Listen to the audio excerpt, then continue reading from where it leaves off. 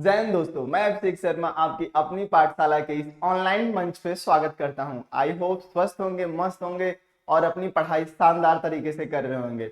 जैसा कि आप सभी को पता है कि हम लोग मॉडर्न इंडियन हिस्ट्री के जो कुछ इंपॉर्टेंट टॉपिक्स हैं, जहां से एग्जाम में हर बार क्वेश्चन बन के आते ही आते हैं, उन टॉपिक्स को कवर कर रहे हैं। तो इस सीरीज का ये दूसरा लेक्चर है। ऑलरेडी आप लोग हमेशा आज की अगर हम लोग बात करें तो अपनी पाठशाला की जो पीसेस चैनल है उससे आप लोग जुड़ जाइए।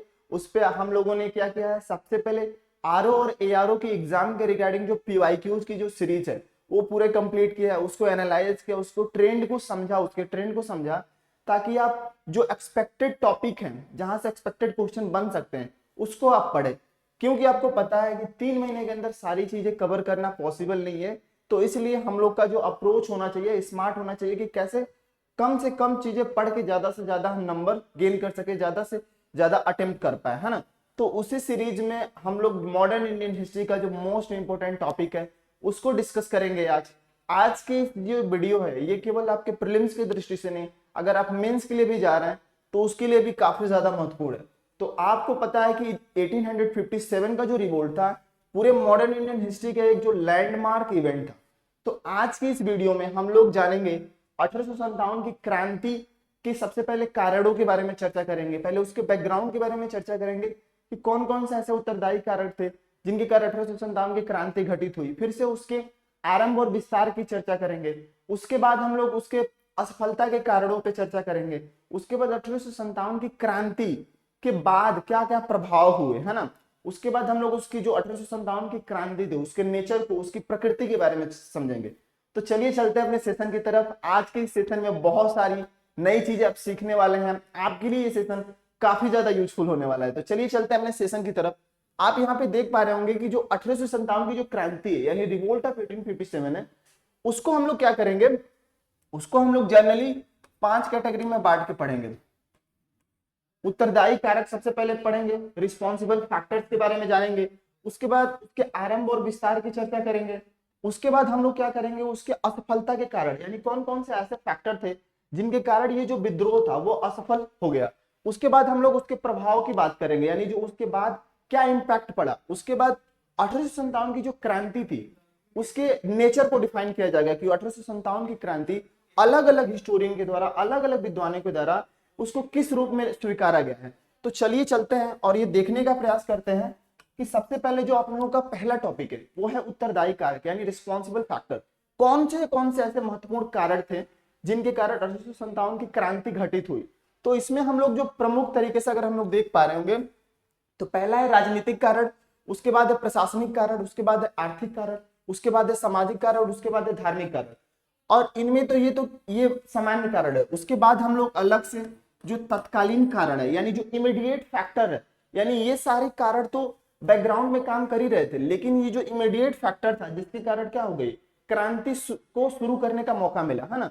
तो सबसे पहले आज के इस चर्चा में हम लोग ये जानने का प्रयास करेंगे कि आपको 1857 की जो क्रांति है उसका एक बैकग्राउंड, जो उसका एक खाका है, वो खींचने का प्रयास किया जाएगा ताकि आपको एक अंडरस्टैंडिंग डेवलप हो, है ना, 1857 की क्रांति को लेके। तो आप यहाँ पे हम लोग सबसे पहले देखेंगे कि राजनीतिक कारक कौन कौन से थे यानी कौन कौन से पॉलिटिकल फैक्टर जिम्मेदार थे, रिस्पॉन्सिबल थे 1857 की क्रांति में। उसके बाद हम लोग उसके प्रशासनिक यानी उसके बाद एडमिनिस्ट्रेटिव जो फैक्टर थे उसके बारे में जानेंगे। उसके बाद हम लोग जो आर्थिक कारण थे यानी अगर सबसे महत्वपूर्ण कारण की बात करें तो बाकी के तो कारक थे, लेकिन जो आर्थिक कारक थे यानी जो इकोनॉमिकल फैक्टर्स थे वो बहुत ज्यादा रिस्पॉन्सिबल थे। क्यों रिस्पॉन्सिबल थे, क्योंकि समाज का हर वर्ग अंग्रेजों के अत्याचार सह रहा था और अंग्रेजों ने समाज के हर वर्ग का आर्थिक जो शोषण है वो करने का काम किया।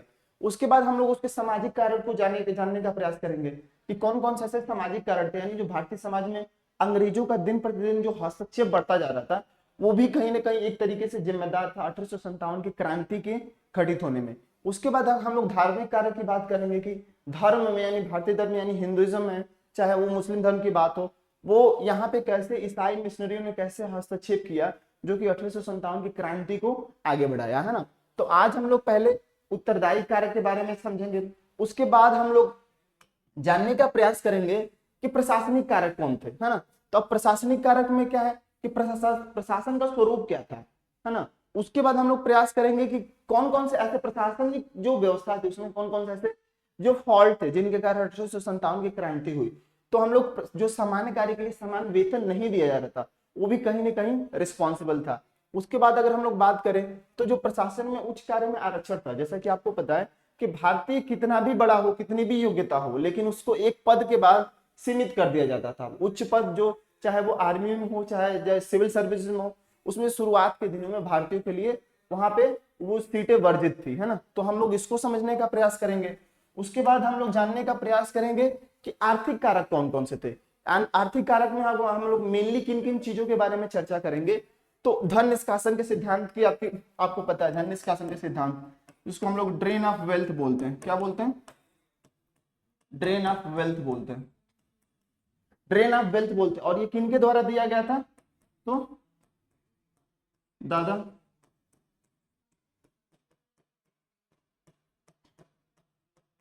दादा भाई नौरोजी के द्वारा दिया गया था, लेकिन इन्होंने बाद में दिया। उससे पहले क्या था? धन का निष्कासन होने लगा था। धन के निष्कासन से मतलब क्या है कि जैसे मान लीजिए ये कोई देश ए है ना, ये कोई देश ए है, ये कोई देश बी है।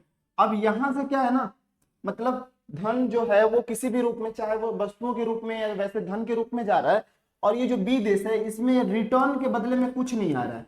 तो इसको क्या बोलेंगे? ड्रेन ऑफ वेल्थ बोलेंगे, धन का निष्कासन। इसको उजागर करने का काम दादा भाई नौरोजी के द्वारा किया गया था। तो ये जानने का हम लोग प्रयास करेंगे कि आर्थिक कारक में धन निष्कासन कितना बड़ा इंपॉर्टेंट फैक्टर था, है ना। उसके बाद हम लोग जो प्लासी और बक्सर के बाद जो आपको इलाहाबाद की संधि के तहत, किसकी संधि के तहत? तो इलाहाबाद संधि के तहत, इलाहाबाद की संधि के तहत और उससे प्लासी के बाद यानी जो दो महत्वपूर्ण संधियां हुई उनके तहत जब अंग्रेजों को भू राजस्व प्रणाली मतलब लगाने का अधिकार जब मिल गया उनको, उसके बाद आप देख पा रहे हैं वहां की मतलब दीवानी जो हो गई, उनको अधिकार मिला। तो ये जो भू राजस्व प्रणालियां थे उनमें कौन कौन से प्रमुख थे? तो उसमें तीन प्रमुख थे। कौन कौन से? पहला ये कि रैयतवाड़ी, रैयतवाड़ी। दूसरे की अगर हम लोग बात करें तो महलवाड़ी, महलवाड़ी। उसके बाद अस्थाई बंदोबस्त। तो इन जो व्यवस्था, ये जो प्रणालियां थी, इनके तहत कैसे भू राजस्व प्रणालियों के तहत कैसे अंग्रेजों ने भारतीयों का शोषण किया। उसके बाद हम लोग जो कृषि का वाणिज्यकरण हुआ, यानी जो कमर्शियलाइजेशन ऑफ एग्रीकल्चर क्रॉप्स जो था वो कितना बड़ा फैक्टर उभर के आया है, इन सभी कारणों की चर्चा करेंगे। तो बढ़ते अपने अगले स्लाइड की तरफ। उसके बाद हम लोग क्या जानेंगे? सामाजिक कारण कौन कौन से थे, यानी कौन कौन से ऐसे सामाजिक कारण थे। सामाजिक कारण में क्या क्या दिख रहा है कि सामाजिक विभेदीकरण क्या था, यानी जो जो समाज को एक विभेद, मतलब अगर हम लोग बोले कि जो उच्च मतलब क्या कहते हैं श्रेणी बना दिया गया था, जो रेशियल डिस्क्रिमिनेशन की अगर हम लोग बात करें, चाहे महिलाओं के प्रति अंग्रेजों का दृष्टिकोण था, यानी भारतीय समाज में जो भी हस्तक्षेप हुए वो एक क्या है, एक रिस्पॉन्सिबल फैक्टर्स उभर के सामने आया। उसके बाद हम लोग चर्चा करेंगे कि धार्मिक कारण कौन कौन से थे। जैसा कि मैंने आपको बताया कि जो 1913 का सॉरी 1814 का जो एक्ट था, यानी जो चार्टर एक्ट था, 1814 का जो चार्टर एक्ट था उसके अकॉर्डिंग क्या हुआ था, जो ईसाई मिशनरी थी, क्या? तो जो ईसाई मिशनरी थी,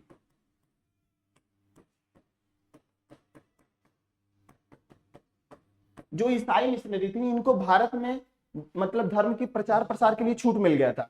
तो अब इन्होंने क्या किया, जो ईसाई मिशनरियां थी ये भारत के जो धर्म है, यानी हिंदू, चाहे हिंदू धर्म हो या मुस्लिम धर्म, ये धार्मिक मामलों में हस्तक्षेप करने लगे, है ना। और उसके बाद एक बड़े पैमाने पे खासकर जो जनजाति हैं, जो आदिवासी हैं, उन समुदायों को बरगला करके ईसाई धर्म, बहुत बड़े लेवल पर उनका ईसाई धर्म में धर्मांतरण किया।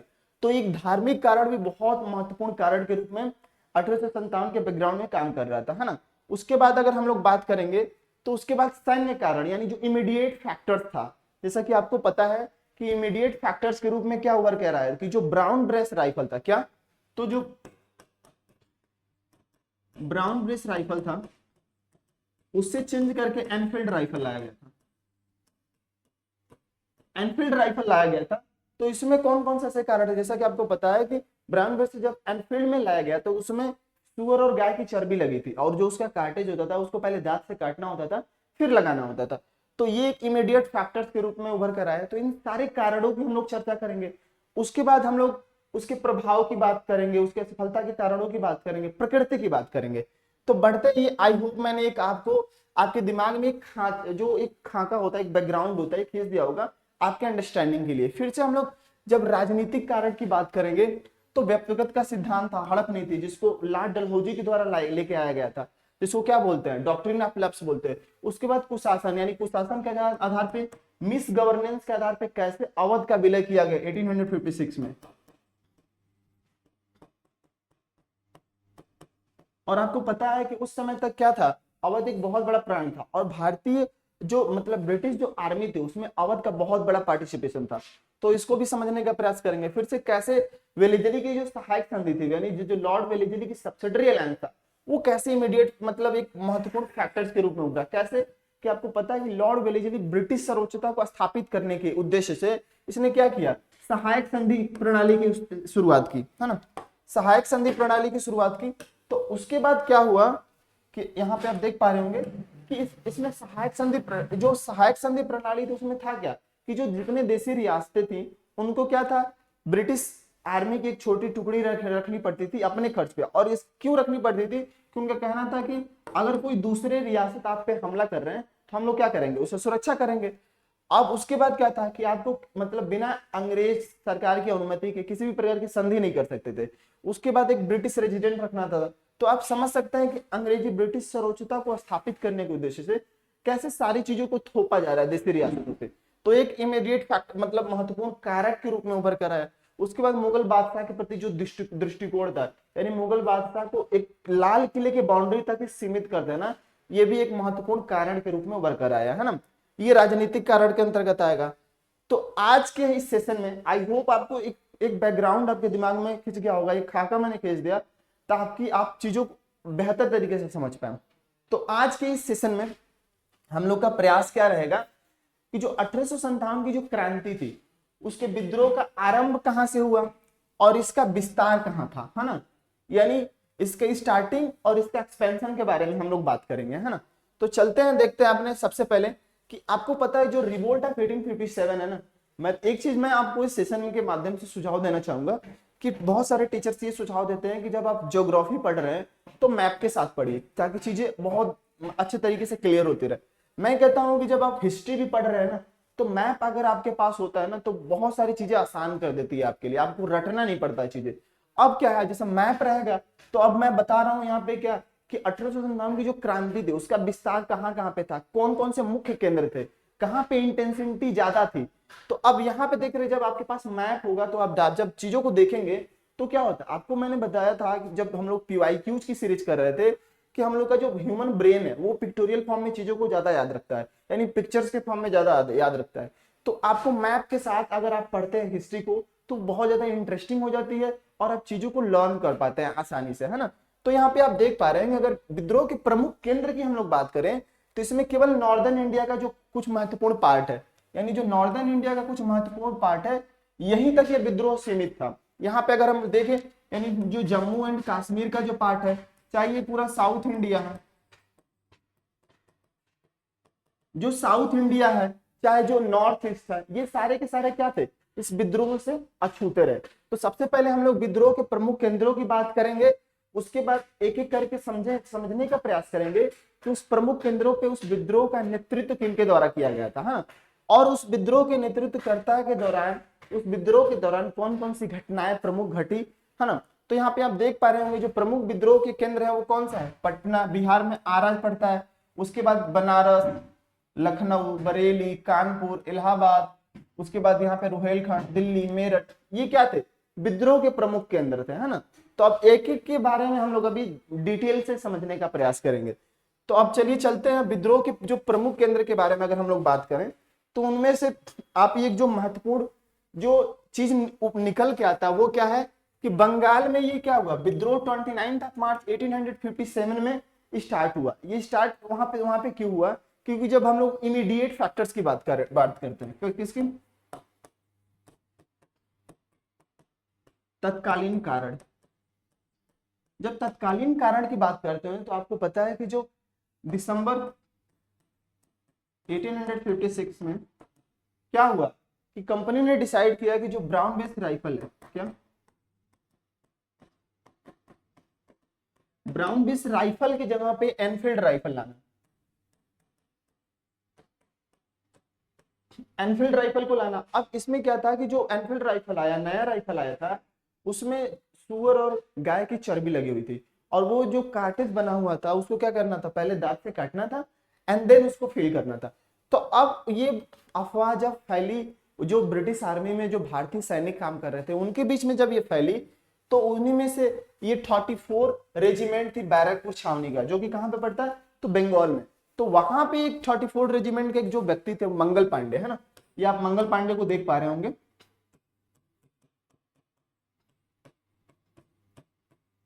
मंगल पांडे ये कहां से बिलोंग करते थे, तो ये उत्तर प्रदेश के बलिया जगह, बलिया जिला है, यहां से ये बिलोंग करते थे, है ना।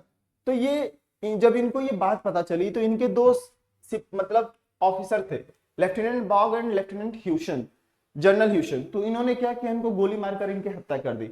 अब ये क्या हुआ, इमीडिएट फैक्टर्स के रूप में उभरा। जब इनको इन्होंने गोली मार के इनकी हत्या कर दी तो इनको क्या हुआ, ये रेजिमेंट इनकी जो 34 रेजिमेंट था, 34वीं नेटिव इन्फेंट्री रेजिमेंट था, इसको क्या कर दिया गया, भंग कर दिया गया। उसके बाद इनको 8 अप्रैल 1857 को इनकी क्या की, फांसी दे दी गई। तो ये तो रहा कि इमीडिएट फैक्टर्स कैसे निकलकर सामने आया, कहां से ये क्रांति स्टार्ट हुआ। लेकिन अभी जब हम लोग विधिवत क्रांति की बात करते हैं कि 1857 की क्रांति की स्टार्टिंग डेट की अगर हम लोग बात करते हैं, तो आपको याद रखना ये 29 मार्च 1857 ना होके 10 मई 1857 है। वो क्यों है अभी बात करेंगे, है ना।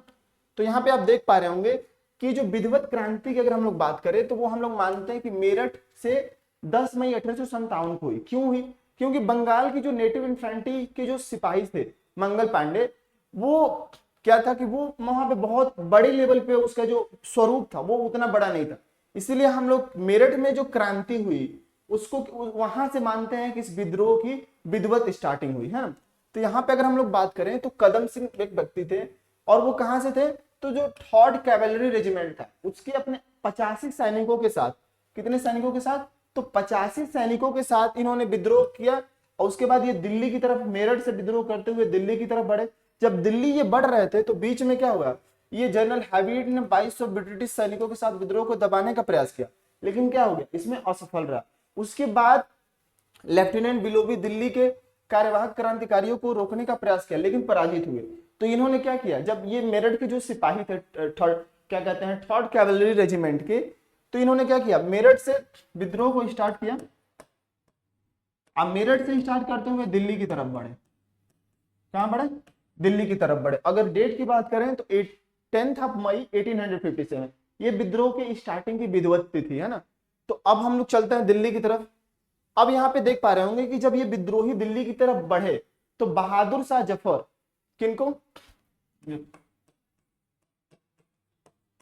बहादुर शाह सेकंड, जिनको जफर भी बोलते हैं, इनको क्या किया गया, इस पूरे जो क्रांति थी रिवोल्ट ऑफ 1857 था उसका सर्वे सर्वा नेता चुना गया था ना। यानी इनको क्या किया गया, इनको इस पूरे जो क्रांति थी उसका नेता चुना गया। अब जो एक जो गलती किया इन लोगों ने, क्या कि इनको 1857 की क्रांति का नेता चुना जाना एक बहुत, जब हम लोग इसके असफलता के कारणों की चर्चा करेंगे तो आपको मैं बताऊंगा कि कैसे बहादुर शाह जफर जो द्वितीय थे उनको नेता चुनना, विद्रोह की क्रांति का नेता चुनना कैसे मतलब एक कमी के रूप में, मतलब एक कमजोर कड़ी के रूप में साबित हुआ। कैसे हुआ, जब हम लोग उसके असफलता के कारणों की चर्चा करेंगे तब उसमें ये चीजें पढ़ेंगे, है ना।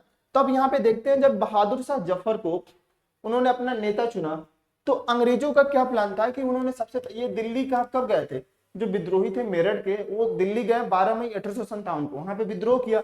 अब उसके बाद क्या हुआ कि विद्रोहियों ने 12 मई 1857 को दिल्ली पर नियंत्रण कर लिया, यानी जो लाल किला है। और उसके बाद बहादुर शाह जफर को भारत का सम्राट घोषित कर दिया, यानी उस क्रांति को मुख्य जो नेतृत्व करता है, यानी इन्हीं के अंदर सारी चीजें होंगी, है ना। जब ये नेतृत्व ये इनको सौंप दिया गया, अब अंग्रेजों की प्लानिंग क्या थी कि आपको पता होगा कि जब युद्ध होता है ना तो जो मुख्य सेनापति होता है, जो लीड कर रहा होता है, अगर वो मारा जाता है तो पूरी जो आर्मी होती है, जो पूरे सैनिक होते हैं वो हड़बड़ा जाता है, वो युद्ध हारना उनके लिए मतलब एकदम समझिए कि युद्ध हार ही जाते हैं। तो जब सोच के देखिए कि जब आपका नेता, आपका लीडर ही क्या हो गया, मारा गया, चाहे उस पर नियंत्रण कर लिया गया, तो बाकी के जो सिपाही है, समर्थक है, वो तो अपने आप हट जाएंगे। तो अंग्रेजों के दिमाग में ये सूझा कि कैसे भी कैसे करके हमको दिल्ली पर अधिकार करना है। अगर दिल्ली पर अधिकार है तो मतलब क्या है कि हम पूरे मतलब जितने विद्रोह के केंद्र हैं सबको दबा सकते हैं। तो इन्होंने क्या किया, अब जब इनको नेता घोषित कर दिया गया तो अंग्रेजों की ध्यान कहाँ पे गया, दिल्ली पे गया। अब दिल्ली पे क्या था, ये लाल किला जो आप देख रहे हैं, वहां पे आपको पता है कि लाल किला में घुसने के लिए जो प्रमुख स्थान के रूप में माना जाता है वो है कश्मीरी गेट, है ना, कश्मीरी गेट, है ना। अब कश्मीरी गेट को क्या हुआ, किसी व्यक्ति ने अंग्रेजों को सुझाव दिया कि कश्मीरी गेट के पास से जाना आसान है। क्यों आसान है, क्योंकि उसकी दीवारें कमजोर है। अब अंग्रेजों ने क्या किया, कश्मीरी गेट को बारूद से उड़ा दिया, उसके बाद लाल किला के अंदर घुस गए। जब ये लाल किला के अंदर घुस गए, यहाँ पे आप देख सकते हैं ये कश्मीरी गेट का सीन है 1857 की क्रांति के दौरान। तो ब्रिटिश सैनिकों ने 14 सितंबर को कश्मीरी गेट को बारूद से उड़ा दिया और रेड फोर्ट पर नियंत्रण कर लिया। जब इस घटना को घटित हो रहा था, जो ब्रिटिश कमांडर था, जो जॉन निकोलसन था, वो क्या हो गया, इस घटना के दौरान मारा गया। जब लाल किला में गए तो वहां पे क्या हुआ, बहादुर शाह पे वो मतलब बहादुर शाह को अरेस्ट करना चाहते थे। लाल किला के अंदर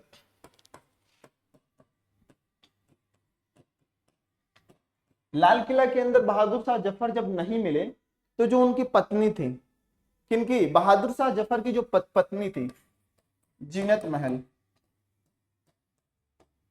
अब जीनत महल को कैसे भी करके अंग्रेजों ने क्या किया, कन्विंस किया कि बहादुर शाह जफर पे बहुत बड़ा संकट आने वाला है और अगर हम उनको जानकारी नहीं होगी तो क्या होगा, हो सकता है उनकी जान भी चली जाए। तो अब जीनत महल ने क्या किया, अंग्रेजों को बता दिया कि ये कहाँ पे है, ये हुमायूं का जो मकबरा था, हुमायूं के मकबरे से बहादुर शाह जफर को गिरफ्तार किया गया। इनके जो दो पुत्र और पौत्र थे उनको क्या किया, विलियम हडसन ने गोली मारकर हत्या कर दी। यहाँ पे देख रहे हैं ये 20 सितंबर की बात है, जब जीनत महल के द्वारा इनकी जानकारी पता चली बहादुर शाह जफर की कि ये कहाँ, हुमायूं के मकबरे में छुपे हुए हैं। तो उसके बाद अंग्रेजों ने क्या किया, ये विलियम हडसन एक जो सैन्य कमांडर था, बहादुर शाह के जो दो पुत्र थे, है ना, और एक पौत्र, इनको क्या किया, गोली मारकर इनकी हत्या कर दी। अब उसके बाद क्या हुआ, बहादुर शाह जफर जो थे उनको निर्वासित कर दिया गया। कहां निर्वासित किया, तो रंगून निर्वासित कर दिया। यहाँ पे आप देख पा रहे होंगे कि बहादुर शाह जफर को 1857 में रंगून, जिसको आज में हम लोग बर्मा के नाम से जानते हैं, बर्मा के नाम से जानते हैं, तो वहां पे ये निर्वासित कर दिया गया, सॉरी उसको म्यांमार, हाँ म्यांमार के नाम से जानते हैं। तो वहां पे इनको मतलब जो बहादुर शाह जफर थे इनको निर्वासित कर दिया गया और 1862 में इनकी क्या हो गई, डेथ हो गई। अब आपको पता है कि बहादुर शाह जफर बादशाह तो थे ही, साथ में वो जफर नाम से शायरी, शेरो शायरिया भी करते थे। किस नाम से, तो जफर नाम से वो शेरो शायरिया भी किया करते थे। तो अब जब वो भारत में पैदा हुए थे, भारत में उन्होंने शासन किया, अब लास्ट के दिनों में क्या हुआ, अंग्रेजों ने उनको जब निर्वासित कर दिया तो उनको मतलब जब उनका अंतिम समय आया तो उन्होंने एक शायरी लिखी। वो शायरी किस संदर्भ में लिखा, कि शायरी इस संदर्भ में लिखा कि उनके अब अंतिम समय आने वाला है और उनको पता है कि जो उनका जो कहता है ना कि मातृभूमि में मरने का सौभाग्य सबको नहीं प्राप्त होता है। तो वो ये उसी संदर्भ में उन्होंने एक शायरी लिखी। क्या शायरी लिखी, कि इन हसरतों से कह दो कहीं और जा बसे, इतनी जगह कहाँ है दिले दार में, कितना बदनसीब है जफर दफन के लिए, 2 गज जमीन भी नसीब नहीं हुआ पूछे यार में। यानी मातृभूमि में दफन होने के लिए जफर को 2 गज जमीन भी नसीब नहीं हुआ। तो यानी 1862 में बर्मा में इनकी डेथ हुई। तो ये तो थी कहानी दिल्ली के विद्रोह की। अब दिल्ली के विद्रोह पे जब अंग्रेजों का नियंत्रण हो गया तो उसके बाद अंग्रेजों ने अलग अलग जगहों पे जो प्रमुख केंद्र थे वहां पे वो बढ़े। अब यहाँ पे आप देख पा रहे होंगे कि हम लोग जो अवध की बात करें तो अवध में एक महत्वपूर्ण केंद्र के रूप में उभर कर आया था, वो क्या था, लखनऊ। लखनऊ में आपको पता है कि 1856 में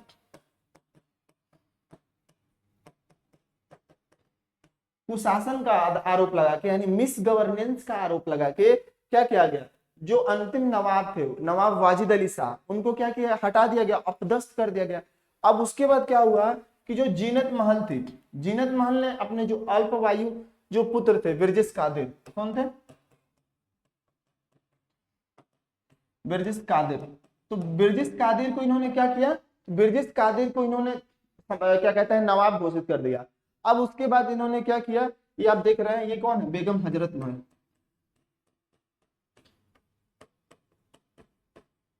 बेगम हजरत महल, तो बेगम हजरत महल और ब्रिजेश कादरी मतलब मुख्य नेतृत्वकर्ता के रूप में यही काम कर रही थी। तो इन्होंने क्या किया कि लखनऊ में 4 जून 1857 को क्रांति को नेतृत्व प्रदान करने का काम किया, यहाँ से स्टार्टिंग हुआ। अब यहाँ पे देखते हैं कि जब इन्होंने बेगम हजरत महल ने ब्रिजेश कादरी को नवाब घोषित किया और उनकी संरक्षिका के रूप में नेतृत्व प्रदान कर रही थी, तो उस टाइम में लखनऊ में कानपुर के नाना साहब और फैजाबाद के मौलवी अहमदुल्ला, इन दो लोगों ने भी क्या किया, लखनऊ में जो बेगम हजरत महल जो नेतृत्व प्रदान कर रही थी, इनका समर्थन मिला, है ना।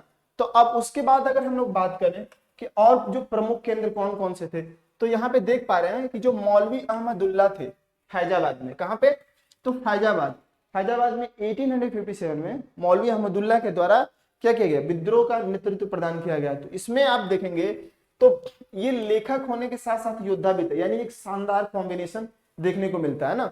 अब उसके बाद यहाँ पे आप देखें तो एक इन्हीं से जुड़ी, यानी फैजाबाद से जुड़ी एक चपाती योजना के बारे में पढ़ते हैं। वो चपाती योजना क्या थी,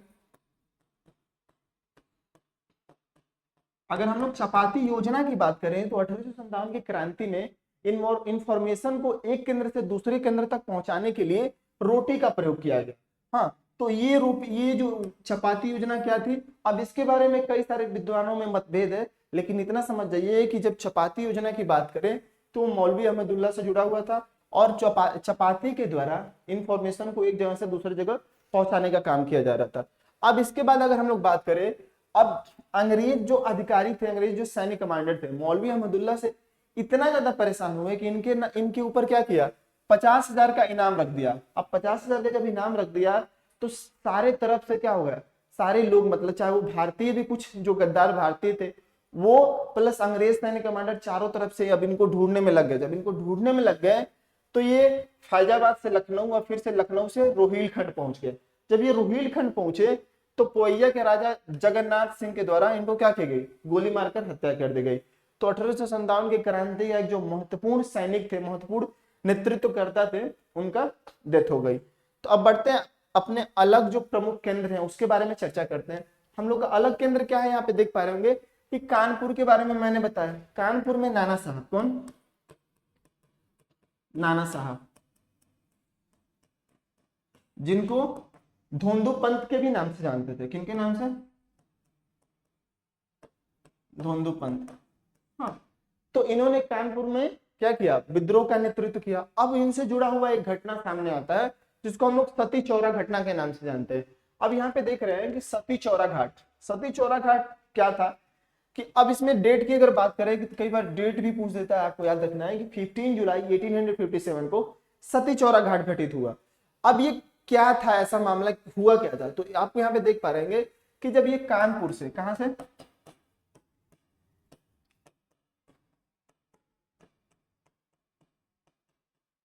कानपुर से इलाहाबाद। इससे पहले एक और कहानी समझ लेते हैं कि जनरल ह्यूरल ने क्या किया था, इनसे अनुमति मांगा था कि कुछ लोग जा रहे हैं कानपुर से इलाहाबाद, अब आप ये आश्वासन दीजिए कि इनको किसी रास्ते में किसी भी प्रकार की कोई प्रॉब्लम नहीं होगा। अंग्रेजों की टुकड़ी तो उसमें महिलाएं बच्चे सब लोग थे, है ना। अब जब कानपुर से इलाहाबाद वो जो लोग थे कुछ अंग्रेजों के पालकियों के साथ जब वो जा रहे थे तो क्या हुआ कि रास्ते में ही एक जगह पड़ता है सती चौरा,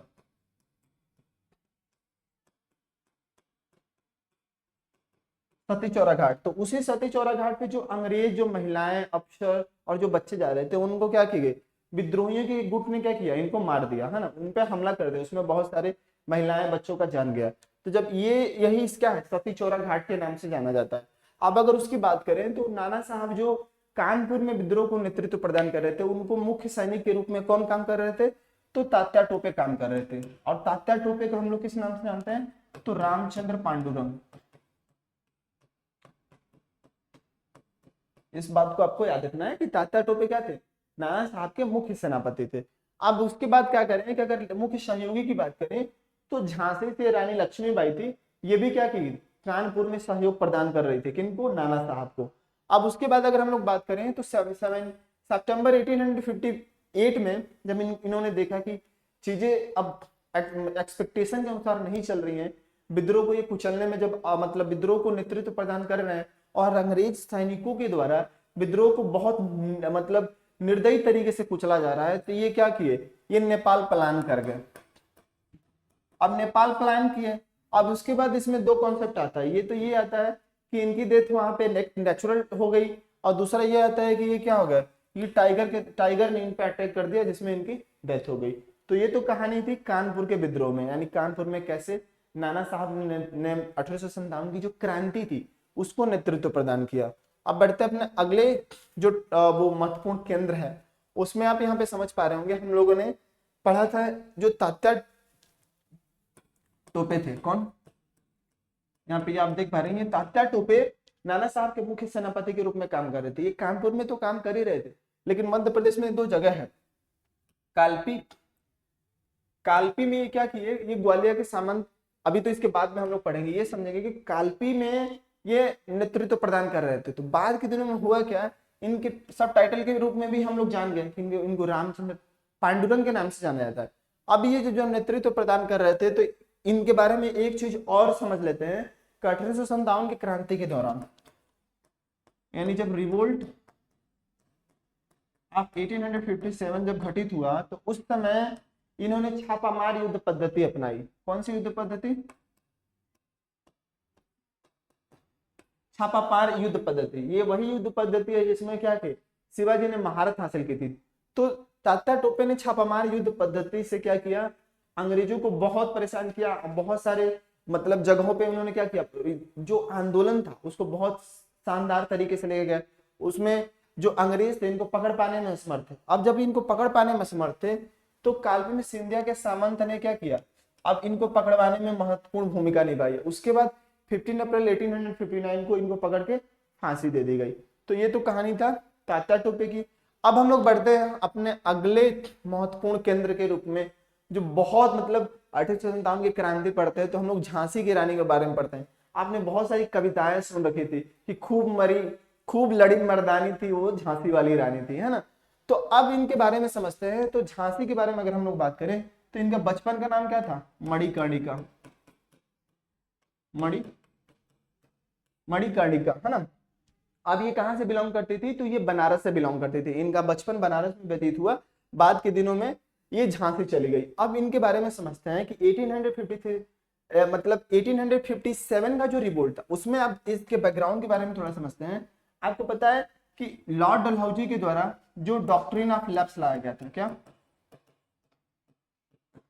जो डॉक्ट्रिन ऑफ लैप्स लाया गया था, इसके तहत क्या किया गया कि जिन भी राजा के खुद के पुत्र नहीं होते थे उनको अलग जो एडॉप्टेड सन है वो लेने का अधिकार नहीं था। तो इसके तहत क्या किया गया, झांसी को उसमें अक्वायर कर लिया गया। कब अक्वायर कर लिया, 1853। कब,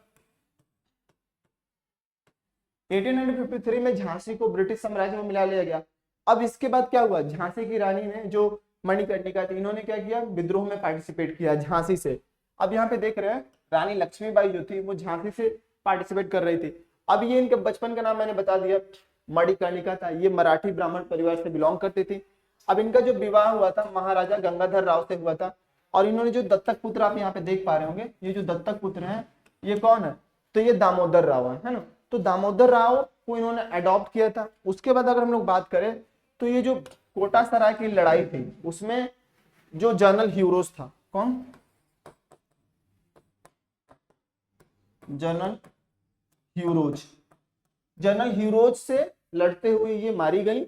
अब उसी समय ये क्या हुआ कि जनरल ह्यूरोज का एक स्टेटमेंट आता है महारानी लक्ष्मीबाई के संदर्भ में कि 1857 की क्रांति के दौरान एकमात्र मर्द वो कौन थी, तो झांसी की रानी लक्ष्मीबाई, है ना। तो इन्होंने 1857 की क्रांति जो थी उसको एक अलग दिशा प्रदान करने का काम किया। और 1857 की क्रांति में जिस तरीके से मतलब एक महिला होते हुए जिस तरीके से इन्होंने लड़ा, आंदोलन को नेतृत्व प्रदान किया, वो काबिले तारीफ है। यानी अपनी समय आने पे कैसे भारतीय वीरांगनाएं, कैसे भारतीय महिलाएं चंडी और दुर्गा का रूप लेती हैं, इनसे बड़ा बेस्ट एग्जाम्पल हो ही नहीं सकता है। यानी अंग्रेज परेशान हो गए थे जब इनका ये रूप देखते थे कि एक महिला जो अपने बच्चे को अपने पीठ पे बांधे हुए तलवार लेके माँ दुर्गा की तरफ चारों तरफ मतलब वार करती हुई जा रही थी। तो सारे के सारे अंग्रेज परेशान थे, लेकिन नियति को कुछ और मंजूर था। तो जनरल ह्यूरो से लड़ाई करते हुए ये मारी गई। तो ये तो था कि झांसी की कहानी, है ना।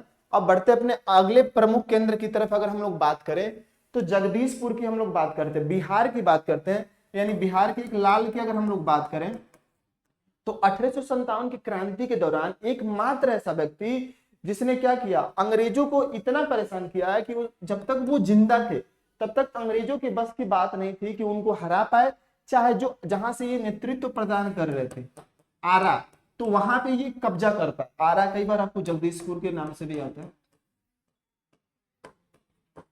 जगदीशपुर। तो यहाँ पे क्या किया, बाबू कुंवर सिंह जो कि क्या थे, एक जमींदार थे, इन्होंने क्या किया, आंदोलन को नेतृत्व प्रदान किया और ये जब तक जिंदा थे तब तक अंग्रेजों को बहुत बार इन्होंने हराया। अब इनकी डेथ कैसे हो गई कि 1857 की क्रांति के दौरान इनके बाह में गोली लगी। अब बाह में गोली लगी, इनको लगा कि क्या कि इन्फेक्शन के कारण क्या हो गया, अगर नहीं निकाला गया तो डेथ वैसे भी होनी है। इन्होंने क्या किया, अपने बाह को काट दिया और जब ये गंगा नदी क्रॉस कर रहे थे तो बाह को काटा और गंगा नदी में प्रवाहित कर दिया। अब उसके जस्ट 3 दिन बाद ये हुआ कि इनके बॉडी में इन्फेक्शन फैल गई और इसके कारण इनकी डेथ हो गई। यानी आप देख सकते हैं कि ये 80 बरस की उम्र में, है ना, 80 बरस की उम्र में नेतृत्व प्रदान किया। यानी कि किसी भी काम को करने के लिए उम्र मायने नहीं रखता है, ये मायने रखता है कि आपके अंदर कितना ज्यादा उसके लिए मतलब स्ट्रॉन्ग डिजायर है। मतलब उम्र मायने नहीं रखता, उम्र किसी भी चीज का पैमाना नहीं हो सकता है। आप बहुत कम उम्र में बहुत सारी चीजें कर सकते हैं, आप किसी भी उम्र में, उम्र के किसी भी पड़ाव में कुछ भी कर सकते हैं, है ना। तो ये चीजें हम लोग को सीखने को मिलती है बाबू कुंवर सिंह से, जो कि क्या थे, जमींदार थे। यानी क्या होता है कि उम्र मायने नहीं रखता है ना, ये मायने रखता है कि आप लाइफ में करना क्या चाहते हैं, है ना। तो ये तो प्रमुख केंद्र था। जब हम लोग इतिहास पढ़ते हैं ना तो इतिहास में इतनी सारी कहानियां हैं, वो चीजें हम लोग को इंस्पायर करती हैं, है ना, कि हम लोग लाइफ में बेस्ट कैसे कर सकते हैं, जो पास्ट के एक्सपीरियंस है उनका यूज करके अपनी लाइफ को कैसे शानदार बना सकते हैं। तो बढ़ते अपने अगले जो पार्ट्स हैं। अब इसमें अगर हम लोग इलाहाबाद की बात करें तो मौलवी लियाकत अली। अब क्या होगा, आपके एग्जाम में जब आप प्रीलिम्स के लिए जा रहे हैं तो प्रीलिम्स में मैच द फॉलोइंग में कैसे क्वेश्चन पूछ सकता है कि इधर क्या कर देगा, इधर जो विद्रोह के प्रमुख नेता है और विद्रोह का प्रमुख केंद्र ऐसे करके दे देगा, उसमें मैच करना रहेगा। चाहे वन लाइनर में, जैसे मान लीजिए अगर आप वनडे एग्जाम के लिए जा रहे हैं, वनडे एग्जाम के लिए सेशन देख रहे हैं, तो उसमें कैसे आ सकता है कि मौलवी लियाकत अली के द्वारा कहां पे विद्रोह का नेतृत्व प्रदान किया गया। हाँ, तो इस टाइप से क्वेश्चन आपके बन सकते हैं। उसके बाद अगर हम लोग बात करें तो नॉर्थ ईस्ट से एकमात्र क्षेत्र आसाम का था जहां पे विद्रोह को नेतृत्व प्रदान करने का काम दीवान मनीराम दत्त ने किया था, है ना। तो आई होप इससे रिलेटेड जो आपके डाउट्स थे जो भी होंगे क्लियर हो गए होंगे। यानी आज के सेशन में हम लोगों ने क्या पढ़ा कि सबसे पहले एक खाका मैंने खींच दिया ताकि आपको बेहतर अंडरस्टैंडिंग हो पाए इस टॉपिक को लेके।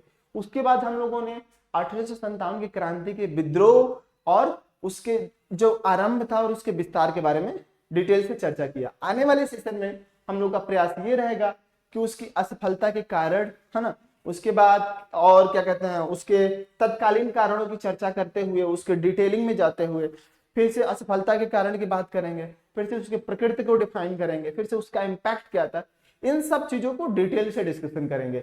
तो आई होप आज का सेशन आपको बहुत अच्छा लगा होगा, बहुत सारी नई चीजें सीखने को मिली होंगी, आपके एग्जाम की दृष्टि से बहुत ज्यादा रेलिवेंट है।